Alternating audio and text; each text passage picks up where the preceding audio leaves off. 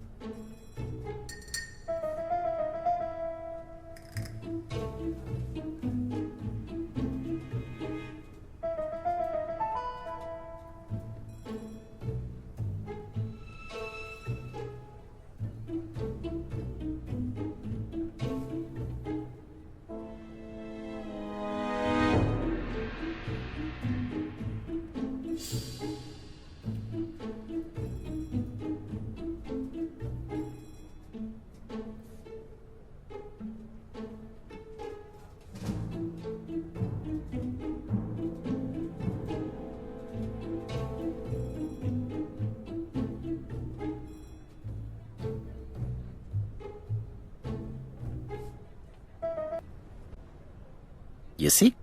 Cust's character is quite the opposite of the murderer's. But if he's a madman, can we really talk about his character? You know very well that our murderer does not behave like a psychopath. Apart from the signature, there is no ritual repetition in the choice of victims. Very well, you're right as always. So we have no confession, no culprit, no suspects, nothing. And all that after 2 months of inquiry? What should I do? Have faith. Just give me 24 hours.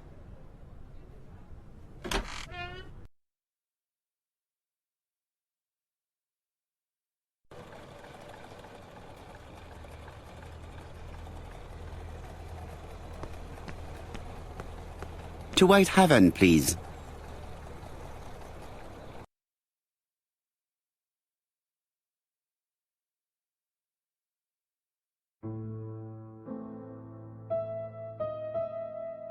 Cust's arrest is a great success for you, Poirot. It's all clear now, except maybe 1 or 2 details. Details? Ah, mon ami. The devil is in the detail, as we say. Excuse me? Patience, Hastings. Everything will be clear once our guests arrive. Best be prepared. Slip a revolver into your pocket before they do. A revolver? But Poirot, what are you afraid of? Trust me. It is important you carry a weapon for this meeting. I will lend you mine. What about telling me what you have in mind? Surtout pas. You wouldn't be able to play your role. Wait one moment, I will bring you my weapon.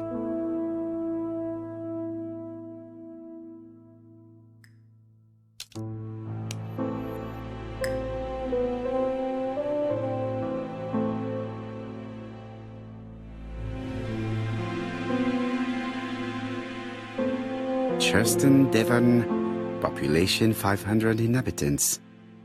Hourly of trains.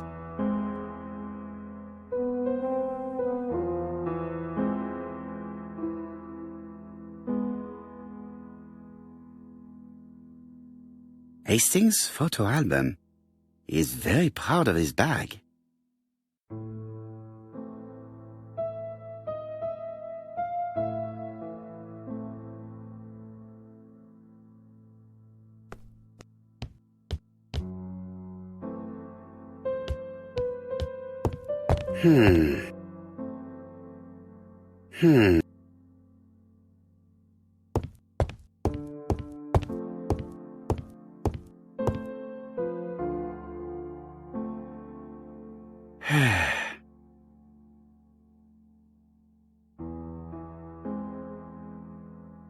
It is not the right...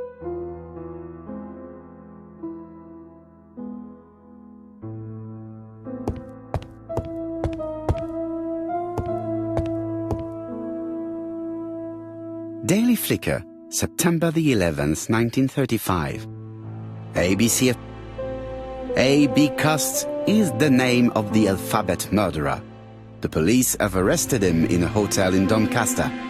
Was preparing to kill his fourth victim, Mr. Dick Dudley Dunbar, the establishment's manager. Mr. Dunbar owes his life. The Lancet, September 11th, 1935. General Medical Journal. The alphabet murderer is not psychotic, according to Professor Thompson. In an early issue, our assertion has just been confirmed by Professor Thompson, a Scotland Yard expert, who has spoken to the prisoner at great length. Not all obsessional killers are psychotic, he explained. It is true that Cust, but his amnesia, whether real or pretended, does not alter the fact that he was perfectly lucid at the time of his acts. Therefore, he will not escape punishment.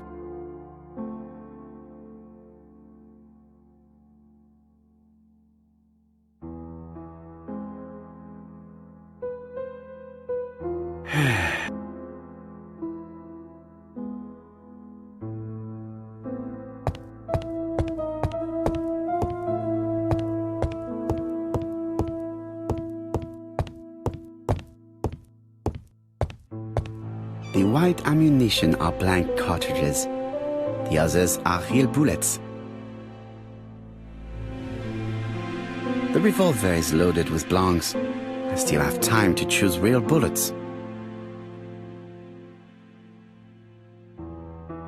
The revolver is loaded with real bullets.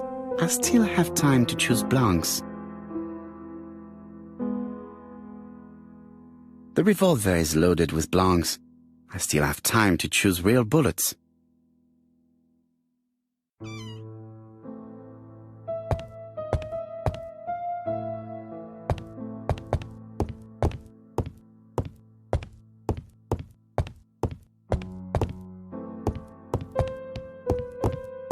What about telling me what you have in mind?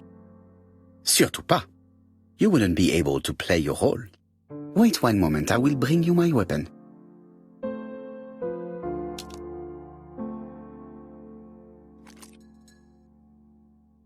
Voila, I entrust you with my weapon. It has hardly been used, it is almost new.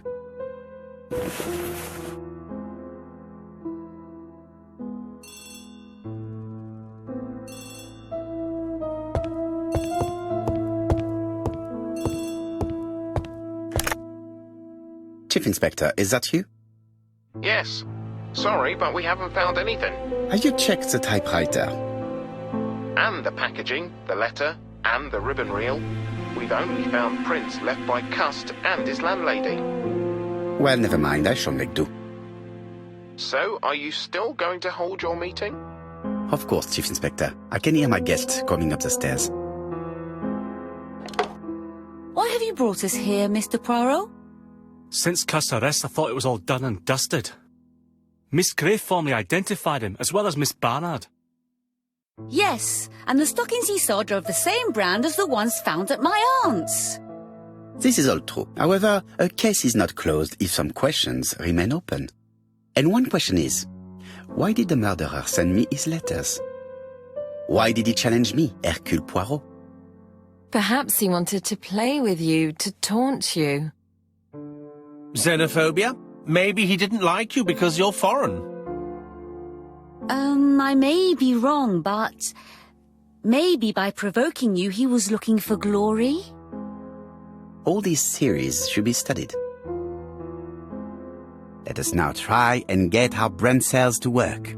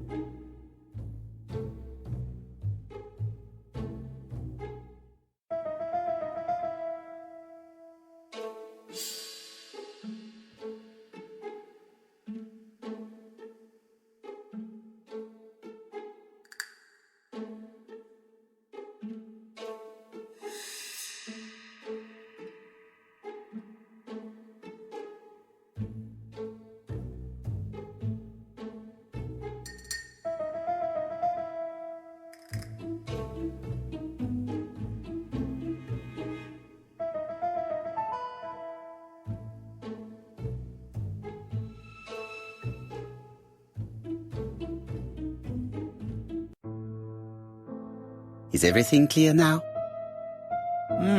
You might like to explain your reasoning again. Of course.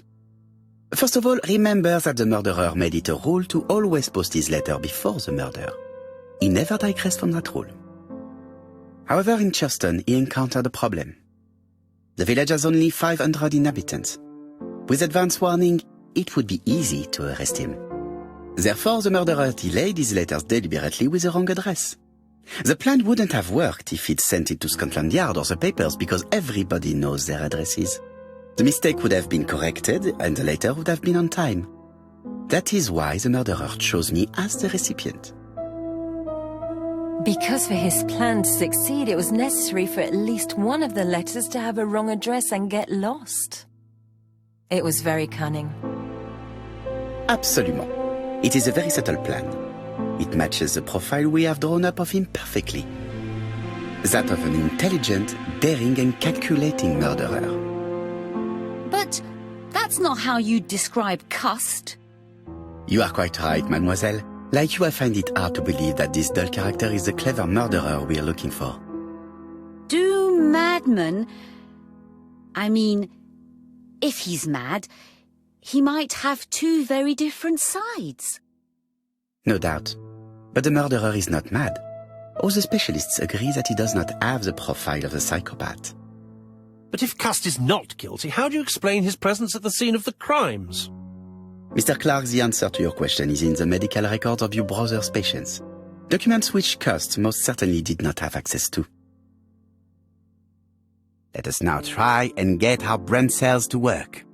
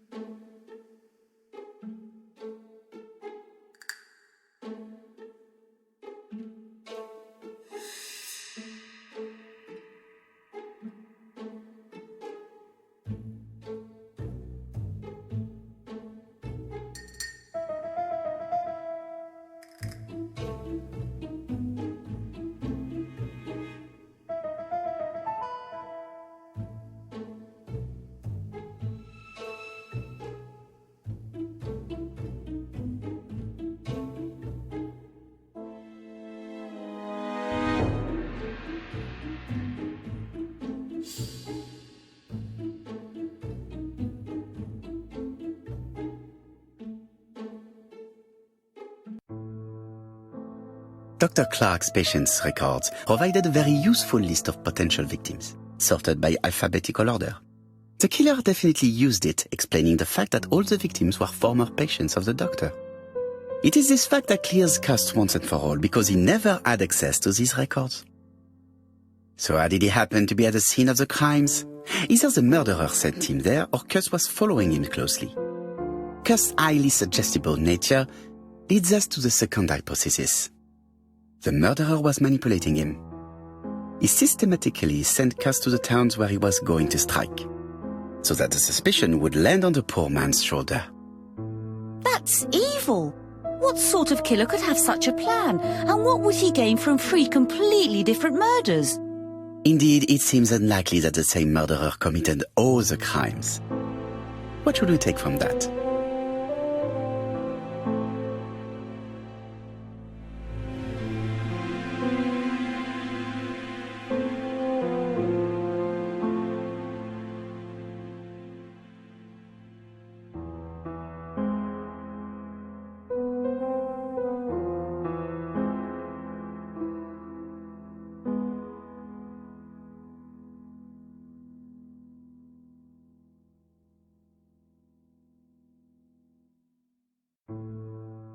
The murderer does not kill out of interest but for pleasure. You yourself told us that the murderer was not a psychopath. Oui, absolument. Therefore, let us look for something else.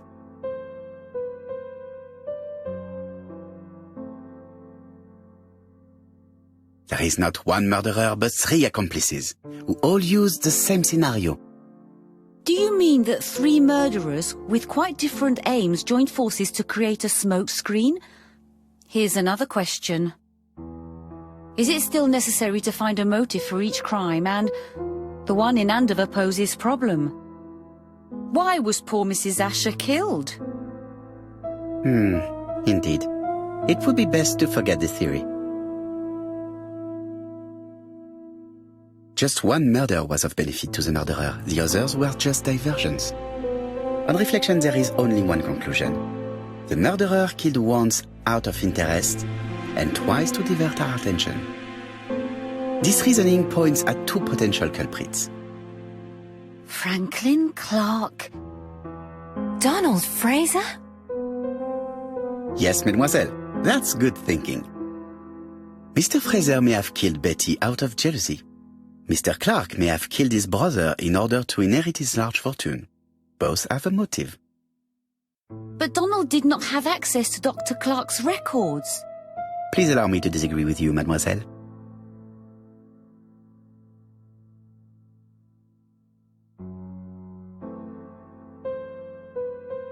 He works for Court and Brunskill, one of whose clients was Sir Carmichael.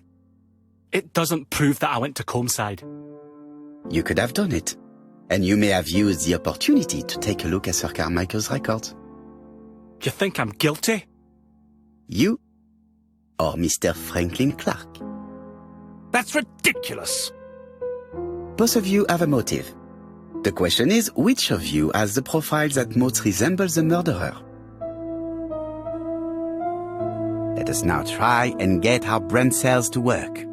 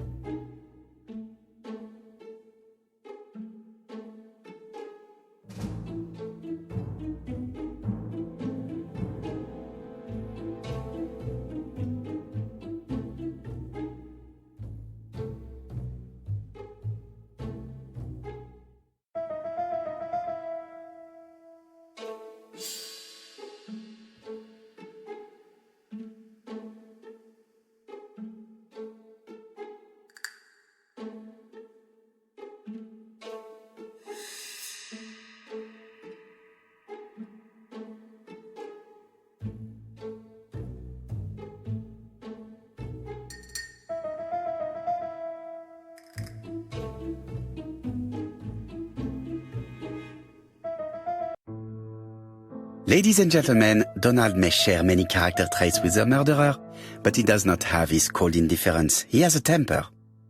It is hard to imagine him planning anything. Also, jealousy is his motive, and crimes of passion are rarely planned. Right, I suppose it's my turn to be subjected to the same scrutiny. Absolument, Mr. Clark. Let us now try and get our brain cells to work.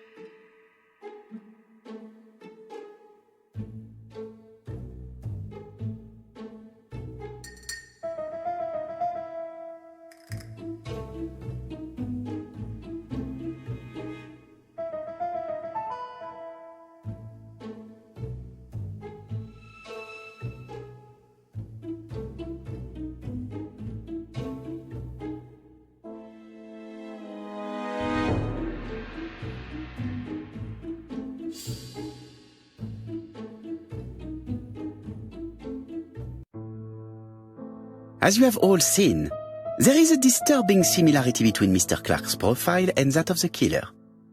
In actual fact, it is exactly the same. Mr. Poirot, your psychological studies are interesting, but your conclusions do not add up. Why would I have wished my brother's death? The inheritance is lawfully mine. I just have to wait. No, you had to act quickly. Because of Miss Grey. Mademoiselle, although you haven't been telling the truth, there is no doubt in my mind that you would have found a way to marry Sir Carmichael after Lady Clark's death. For you, Mr. Clark, it was a disaster. If Miss Grey had children by your brother, you would not have inherited a thing. You realized the danger after reading several letters from Comside, especially one in which your brother opened his heart to you. So you hurried home from China, and you took action. In truth, Cust was no more than a puppet manipulated by the real culprit. You, Mr. Clark. Such an imagination, Mr. Poirot. In fact, nobody manipulated Cust. The famous instructions he received by post. He wrote them on the typewriter. We know that for sure. Oh no. You know perfectly well. That is not true. Eh bien voilà, light has now been shed on the ABC murders.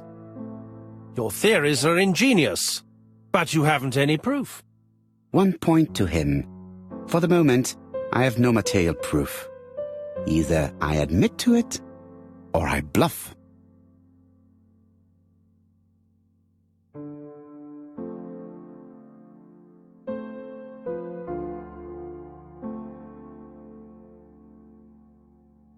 One thing proves it. A carton of placed cigarettes you stole from Mrs. Asher and found at your home. You have nothing on me. You're bluffing, Mr. Poirot. Come on, Thora, there's nothing for us to do here. Don't touch me! Thora! I understand why you never wanted to lend me your new typewriter. And while you were searching through your brother's things? And the hole you dug on the moors? What did you hide there? The knife you used to kill your brother? All right. Well played. I lose. The game's up.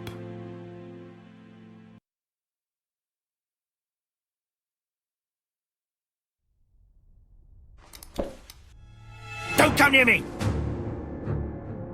I'll never let you take me, Mr. Poirot!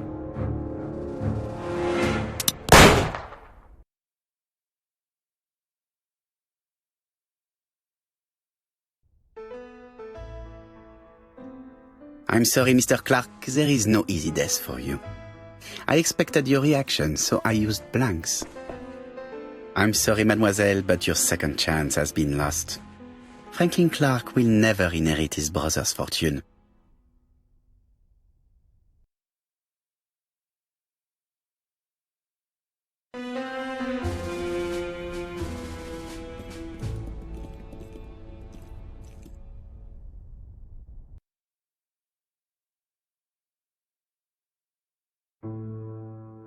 Disappointed at having missed the chance to become Lady Clark, Thora Grey left England. Donald Fraser and Megan Barnard married. On Poirot's recommendation, Mary Drower started to work for Lady Clark. The elderly lady's condition suddenly took a turn for the better. And a few months later, to Dr. Logan's great surprise, she was back on her feet again. According to this eminent physician, it appears to be an extremely rare case of spontaneous remission. Lady Clark has enjoyed very good health ever since.